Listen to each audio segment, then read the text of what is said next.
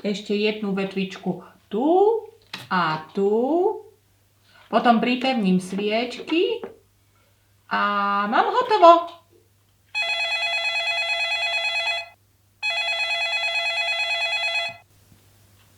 Ahoj, Braňo. Ahoj Kamila, čo robíš? Chystám si adventný veniec. A čo robíš ty? Ja tiež vyrábam.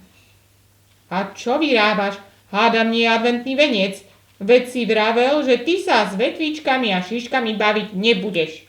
To máš pravdu. Šišky a vetvičky sú pre veveričky. Tak prezrať, čo vyrábaš. Príď ku mne a uvidíš, čo si ešte nevidela. Dobre, dokončím veniec, upracem a prídem. Čau. Čau. Ahoj, Braňo. Ahoj Kamila. No, kde máš ten tvoj výtvor? Už sa neviem dočkať, aby som ho videla. Horím zvedavosťou. No pozeraj na môj výtvor. To si ešte nevidela. Máš pravdu, Braňo. Taký neporiadok som ešte naozaj nevidela. Ale čo neporiadok? Ale môj parádny chlapský adventný veniec, pozeraj. Pekný, už ti aj kvitne. To nie je kvet, ale plameň sviečky. No, je nápaditý, fajnový, úžasný, ale mohli by sme spolu upratať ten tvoj úžasný a nápaditý neporiadok. Ty mi s tým pomôžeš? No, že si môj kamarát, tak ti pomôžem. A nejdeme sa radšej posánkovať? Vonku napadlo kopec snehu. No, to určite. Upraceme pekne spolu, kým tu budem vidieť neporiadok, nikam nejdem. Tak som sklamaný, aby si vedela. Čo už? Kamila, ja som dostal nápad. Už to mám. Braňo múdry vyrieši tento problém za okamih. Pozeraj.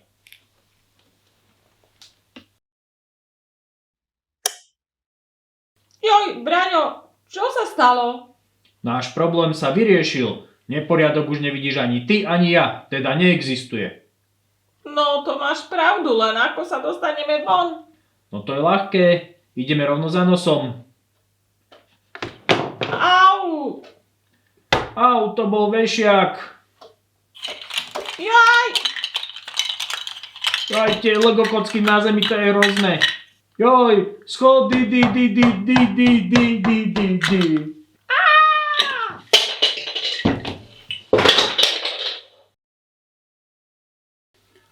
Čaute kamoši. Ahoj Erik. Ahoj! Braňo, a čo sa ti stalo, že si taký celý obviazaný? Sánkoval si sa a postavil sa ti do cesty strom, alebo čo?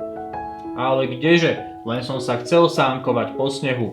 Ale dal som to miesto toho po schodoch, bez sánok a hlavne po tme.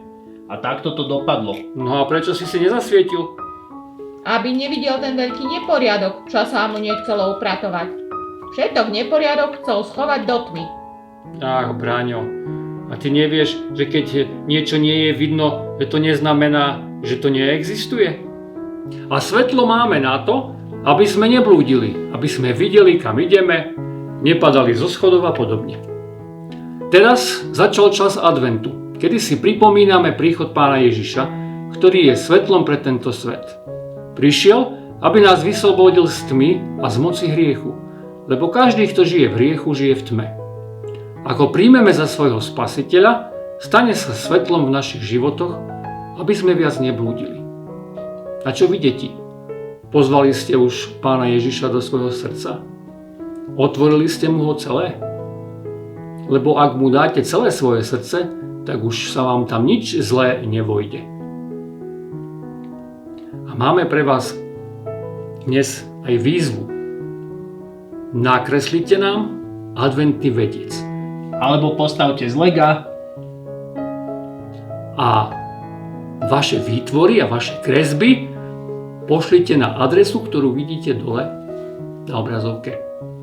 Tešíme sa na vás na budúce a prajeme vám pekné Vianoce. Ahoj!